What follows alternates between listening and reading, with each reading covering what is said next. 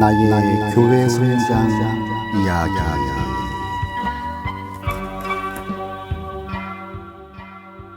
하나님의 인도하시는 방법 1. 말씀을 통한 인도하심. 로고스와 레마. 성경에는 창세기부터 요한계시록까지 하나님의 말씀이 기록되어 있습니다. 이 말씀을 가리켜 로고스라고 말합니다. 그러나 로고스는 일반적인 하나님의 인도하심을 보여주는 말씀입니다. 하나님의 말씀이 우리 각 개인에게 특별히 주어진 말씀이 되기 위해서는 우리들 마음속에 하나님의 음성이 들려와야 합니다. 하나님의 음성은 예수님께서 성령님을 통하여 우리들 마음속에 특별히 말씀해 주시고 그 말씀에 의해서 믿음이 생길 때 들려옵니다. 여기서 믿음이 생기게 하는 말씀이 레마입니다.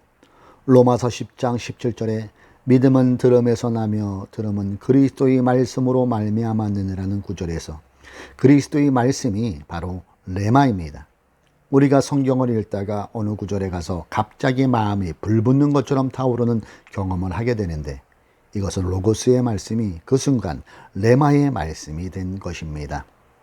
레마가 주어지면 확고한 믿음이 생기고 기적이 일어납니다. 성경에 나오는 위대한 믿음의 조상들은 로고스의 말씀을 따라서 행동하지 않았습니다. 이들은 모두 레마의 말씀을 듣고 행동했습니다. 아브라함이 본토 친척 아비집을 떠난 것은 로고스의 말씀을 의지한 것이 아닙니다.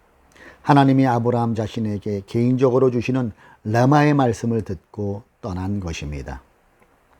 내가 신학교를 다니던 어느 여름, 서울에서 3명의 소녀가 홍수에 떠내려가 목숨을 잃은 사건이 벌어졌습니다. 세 소녀는 삼각산에서 부흥회를 마치고 집으로 돌아가던 길이었습니다. 당시 장마로 비가 많이 내리느라 강물이 넘쳐 있었습니다. 강물이 불자 다른 성도들은 모두 다 교회로 돌아갔습니다. 그러나 이 세 소녀는 넘쳐나는 강물을 보면서 교회로 돌아갈 것인지 아니면 그냥 강을 건너갈 것인지 의논했습니다. 모세는 믿음으로 홍해를 건넜잖아. 그리고 베드로도 믿음으로 무리를 걸었으니 우리도 이까지 물을 두려워할 필요 없잖아. 그리고 나서 이들은 성경을 펴서 모세가 홍해를 건넌 이야기와 베드로가 무리를 걸은 이야기를 함께 읽었습니다. 그리고 자신들도 강물을 건널 수 있을 것이라고 생각했습니다. 강물에 발을 닳으면 물이 갈라지던지 아니면 발이 물 위로 뜰 것이라고 생각했습니다. 우리는 예수님을 믿잖아. 그냥 건너자. 주님이 우리를 지켜주실 거야. 이들은 발을 강물 속에 담갔습니다. 그리고 조금씩 앞으로 전진해 나갔습니다. 그러나 이들은 급류에 휩싸여 들어갔고 물속에서 허우적거리다가 물 밑으로 가라앉아 버리고 말았습니다. 그리고 며칠 후 이들의 시신이 강 하류에서 발견되었습니다. 신문에서는 이 사건을 대서특필했습니다. 이 세 소녀가 강물에 가라앉아 죽어가고 있을 때 이들이 믿던 하나님은 어디에 있었는가? 하나님은 존재하지 않는다. 이것이 기사 내용이었습니다. 당시 신학교에 다니던 나는 이 기사를 보면서 마음이 크게 흔들렸습니다. 왜냐하면 신학교에서 교수님들은 하나님의 말씀을 믿으십시오. 어떠한 일이 있더라도 말씀만 굳게 믿으면 모든 문제가 다 해결됩니다. 하늘과 땅은 다 사라져도 하나님의 말씀은 결코 사라지지 않습니다. 말씀에 굳게 서서 담대히 나가십시오. 라고 가르쳤기 때문입니다. 그래서 나는 항상 말씀으로 철저하게 무장해야 한다고 생각했습니다. 그런데 이렇게 사고를 당한 세 소녀도 분명히 성경 말씀을 의지하고 믿고 행동했습니다. 그러나 결국은 사고를 당하는 것입니다. 나는 심하게 갈등했고 나중에는 계속해서 신학교를 다녀야 할지 말아야 할지 고민하게 되었습니다. 결국 나는 많은 실수를 거듭하면서 해답을 발견하게 되었습니다. 모세는 로고스의 말씀에 의지해서 300만의 이스라엘 백성을 애굽에서 이끌고 나와 홍해를 건넌 것이 아닙니다. 그는 하나님의 음성을 직접 듣고 행동했습니다. 하나님의 직접적인 음성이 없었다면 그는 결코 홍해를 건너지 않았을 것입니다. 베드로도 마찬가지입니다. 베드로가 성경을 펼쳐 읽고 나서 보라고 모세가 홍해를 건널 때 바다가 갈라졌어. 그런데 내가 물 위로 건너지 못할 이유가 뭐야? 라고 생각하지 않았습니다. 베드로는 주여 만일 주님이시거든 나를 명하사 물 위로 오라 하소서 라고 간청하고 오라 하시는 예수님의 음성을 직접 듣고 물 위로 발을 올려놓았습니다. 베드로는 예수님께로부터 레마의 말씀을 듣고 나서 확고한 믿음을 가질 수 있었습니다. 그러나 사고를 당한 세 소년은 레마의 말씀을 듣지 않았습니다. 이들은 단지 성경 지식만 가지고 물로 뛰어든 것입니다. 단지 성경 지식을 알고 있다고 해서 기적이 일어나는 것은 아닙니다. 나도 목회를 하면서 단지 로고스의 말씀에 의지해서 일을 시작했다가 실패와 좌절을 당했던 적이 많이 있습니다. 그것도 여러 번 같은 실수를 반복했습니다. 그래서 지금은 레마의 말씀을 듣지 않으면 일을 시작하지 않습니다. 또한 아무리 인간적으로는 불가능해 보여도 레마의 말씀을 듣고 난 후에는 두려워하지 않습니다. 단지 순종할 뿐입니다. 성경 연구. 나는 성경을 읽을 때 항상 진지하게 연구하면서 읽습니다. 이렇게 읽다 보면 많은 감동과 은혜를 받게 됩니다.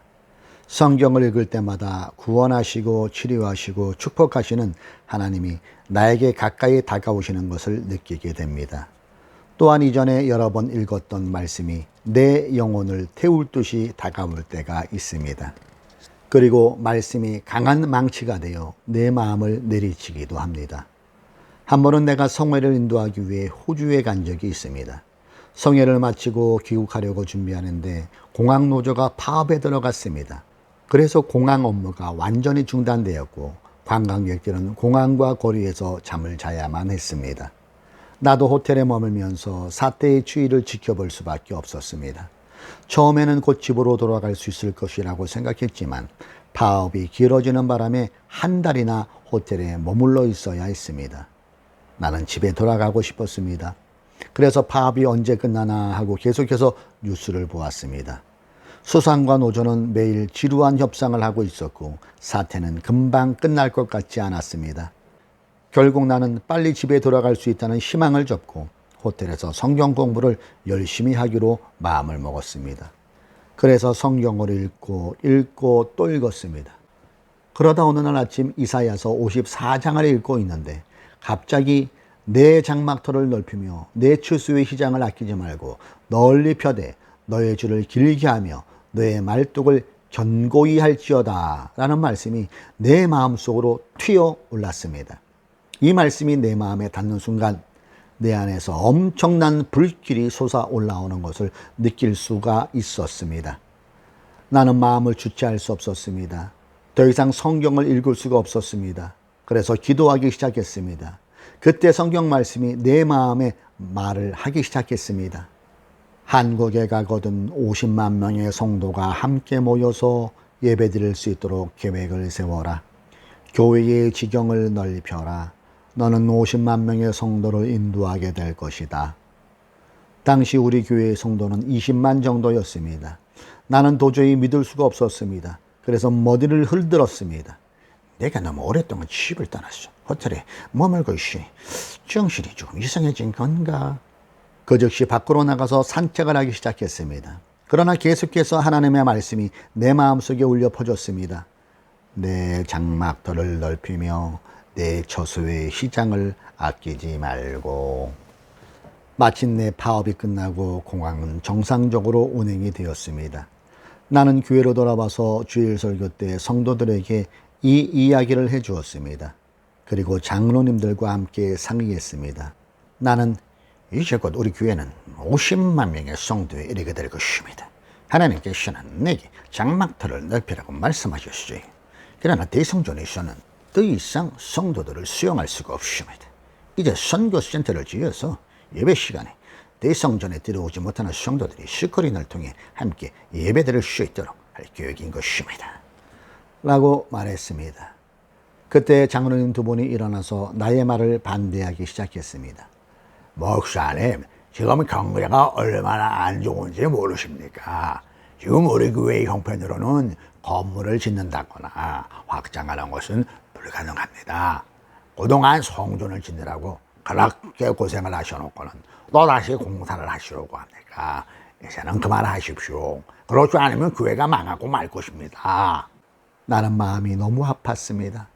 이것은 내가 세운 계획이 아니었습니다.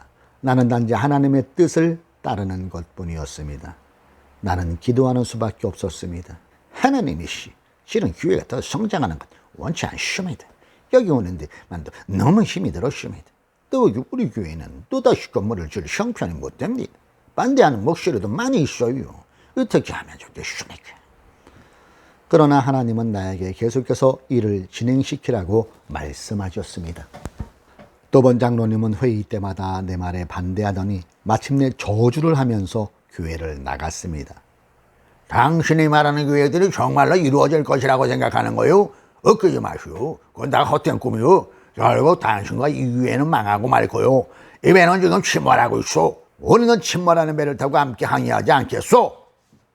이 말을 듣는 순간 가슴이 몹시 아팠습니다. 그러나 결국 우리는 모든 난관을 극복하고 세계 선교센터를 지었습니다. 그리고 이 건물이 지어지자 하나님의 축복이 우리에게 임했습니다. 성도들이 계속해서 늘어나더니 50만 성도회까지 이르게 된 것입니다. 나는 결코 심패의 수령에 빠지지 않았습니다. 오히려 하나님은 우리를 축복해 주셨습니다. 나중에 이 두 분 장로님이 나에게 편지를 보내왔습니다. 목사님, 축하합니다. 어른은 감히 얼굴을 들고 교회로 돌아갈 수가 없습니다. 그러나 이제 하나님이 목사님과 함께 하신다는 것을 확실히 알았습니다. 하나님이 목사님과 함께 하지 않으신다면 정말대로 이렇게 큰 축복을 받을 수가 없습니다.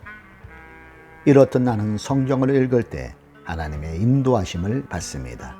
물론 말씀을 읽다가 감동을 받았다고 당장 이를 추진하는 것은 아닙니다. 서두르지 않고 말씀이 조금 더 단단하게 굳을 때까지 차분하게 기다립니다. 이 마음에 불타는 소원을 주심. 또한 내 마음속에 깊은 소원을 통하여 하나님의 인도하심을 받기도 합니다. 하나님이 우리를 사용하실 때는 항상 강렬한 소원과 열정을 주십니다. 마음속에 불타는 소원이 생기면 나는 매일같이 그 일만 생각합니다. 다른 생각을 할 틈이 없습니다. 하나님은 우리에게 소원을 주셔서 하나님의 뜻을 행하게 하십니다. 국민일보를 시작할 때 사람들은 내가 언론 사업을 통해서 사회에 영향력을 행사하고 싶어 한다고 생각했습니다. 그러나 실제로 나는 신문 사업을 하고 싶은 마음이 전혀 없었습니다. 그러나 기도하는 중에 갑자기 내 마음속에 신문을 제작해야 한다는 불타는 소원이 생겨났습니다. 눈을 뜨나 감거나 항상 내 눈앞에는 신문이 보였습니다. 잠을 자러 갈 때나 혹은 잠에서 깨어나도 눈앞에 신문이 어른거렸습니다. 그때 하나님의 음성이 들려왔습니다. 너는 세상의 빛과 소금의 역할을 해야 한다. 대중매체를 통해서 세상의 어두운 곳을 밝히 비춰주어라. 세상의 부패하고 타락한 곳을 깨끗하게 씻어주어라. 지금 신문과 텔레비전들은 세상의 부정적인 이야기들만 전해주고 있다. 사람들은 그런 뉴스를 들으면서 좌절하고 실망하고 있다. 너는 복된 소식을 담은 신문을 발행해라. 세상을 아름답게 비추는 신문을 찍어내도록 해라. 너는 신문을 통하여 복음을 함께 실을 수 있다. 이 말씀을 들었을 때 신문을 발행해야 한다는 소원이 더욱 강렬하게 내 마음속에서 일어났습니다. 나는 강한 소원이 생기면 이것이 얼마나 오랫동안 지속되는지 기다립니다. 이러한 소원이 실제로 하나님께서 주신 소원인지 아니면 사탄이 주는 욕망인지 확인하기 위해서입니다. 하나님이 주시는 소원이라면 일주일이고 한 달이고 또는 몇 달이고 계속됩니다. 그러나 사탄이 주는 욕망이라면 얼마 가지 못해서 사그라지고 맙니다. 그러나 국민일보에 대한 소원은 내 안에서 계속해서 타올랐습니다. 나는 이 소원이 하나님께서 주신 것임을 확인할 수 있었습니다. 그리고 나서 사회적으로 성공한 친구들과 이 일을 상의했습니다. 이들은 모두 한국 사회의 여러 분야에서 영향력이 있는 분들입니다. 이들 대부분은 나에게 신문 사업을 하지 말라고 충고했습니다. 그러나 이 소원이 내 마음속에서 너무나 강하게 작용했기 때문에 이루지 않고 가만히 있으면 죽을 것만 같았습니다. 내 안에 소원이 생기면 나는 이 정도의 간절한 마음이 들 때까지 기다립니다.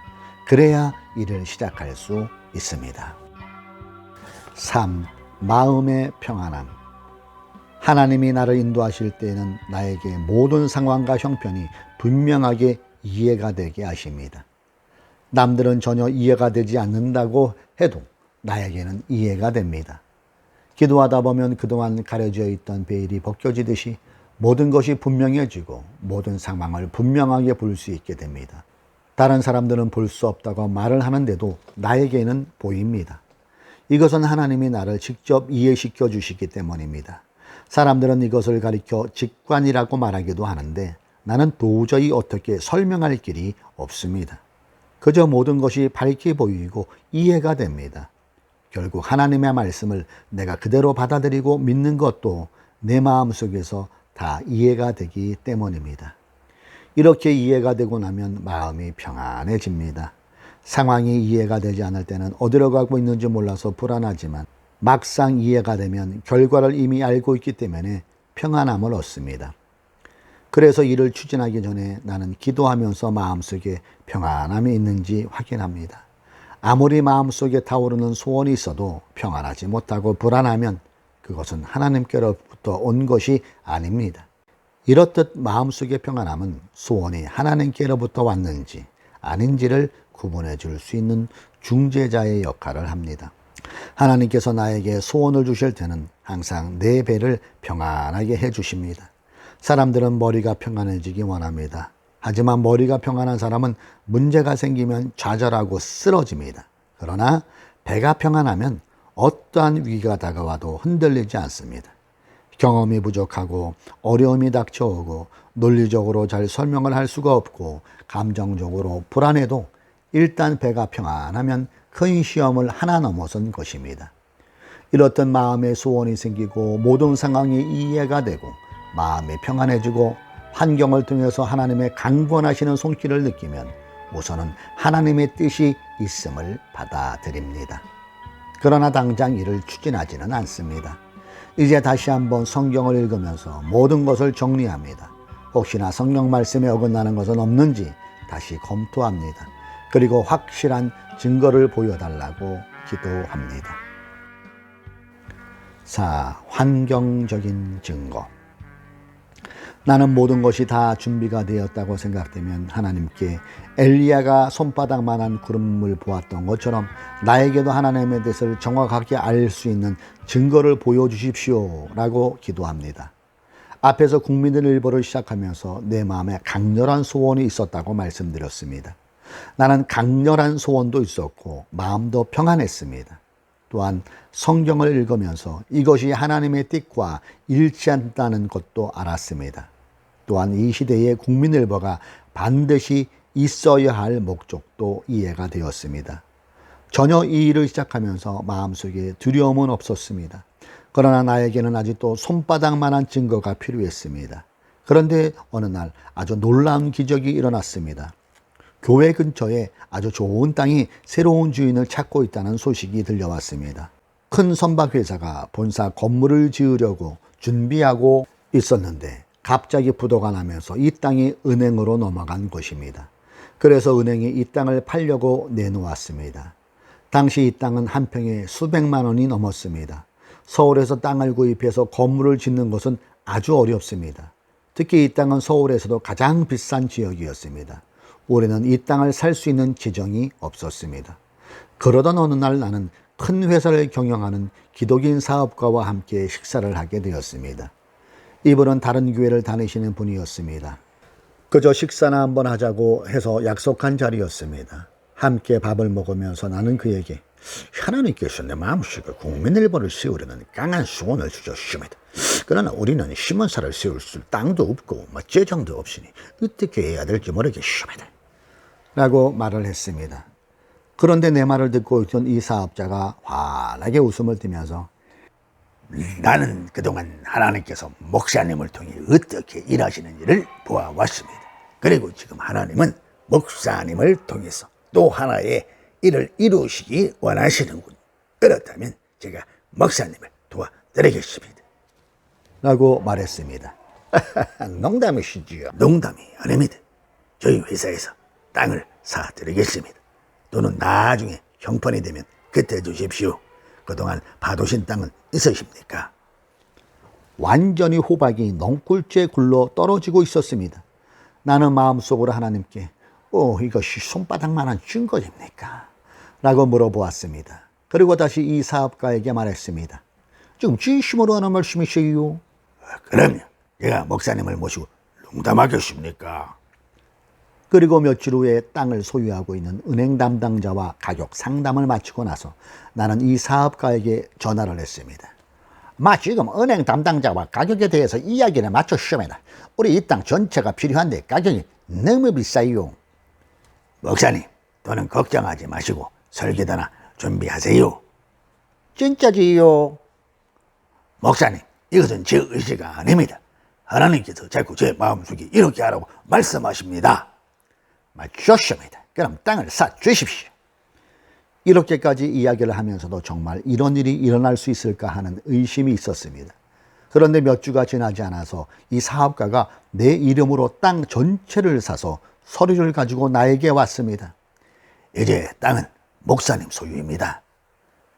그러다가 내가 돈을 갚지 않으면 어떻게 하려고 그러세요? 저는 하나님이 목사님을 통하여 일하고 계시다는 것을 확신합니다. 목사님이 하나님 일을 위해서 하시는 일인데 제가 의심할 수 있겠습니까? 목사님께서 나중에 갚아주시겠다고 말씀하신 것으로 충분합니다. 이렇게 해서 국민일보 건물을 지을 수 있는 땅을 얻었습니다. 건물은 언제부터 지을까요? 이미 설계도는 준비하셨습니까? 언제부터라니요? 찌는 까짓돈이 없습니다. 그러면 저희 회사에서 건물도 지어드리겠습니다. 그는 지금 나중에 돈이 생기면 갚아주겠다는 내 약속만 믿고 공사를 하고 있습니다. 이미 지하 공사는 다 끝났고 이제 건물을 올리는 공사가 한창 진행 중입니다. 세상에 이것보다 더 좋은 증거가 어디에 있습니까? 나는 손바닥만한 증거를 보기 원했는데 하나님은 엄청난 기적을 베풀어 주셨습니다. 이제야 나는 국민일보가 하나님의 뜻 안에 있다는 분명한 확신을 가질 수 있었습니다. 나는 레마의 말씀, 뜨거운 소원, 분명한 이해, 환경을 통한 강권하심, 성경을 통한 확인, 평안함, 마지막으로 환경을 통한 증거의 과정을 거쳐서 하나님의 뜻인지 아닌지를 확인합니다. 나는 인간적인 생각으로 일을 시작하지 않습니다.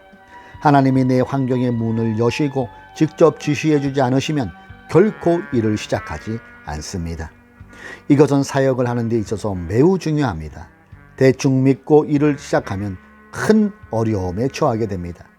그동안 많은 실수와 낭패를 겪으면서 한 가지 중요한 교훈을 얻었습니다. 항상 조심하고 주의해야 한다는 사실입니다. 단 한 번의 실수가 그동안 쌓아왔던 모든 것을 다 무너뜨릴 수가 있습니다. 그러나 앞서 말씀드린 방법들을 통해서 하나님의 인도하심을 받아 나아가면 실패하지 않을 것입니다.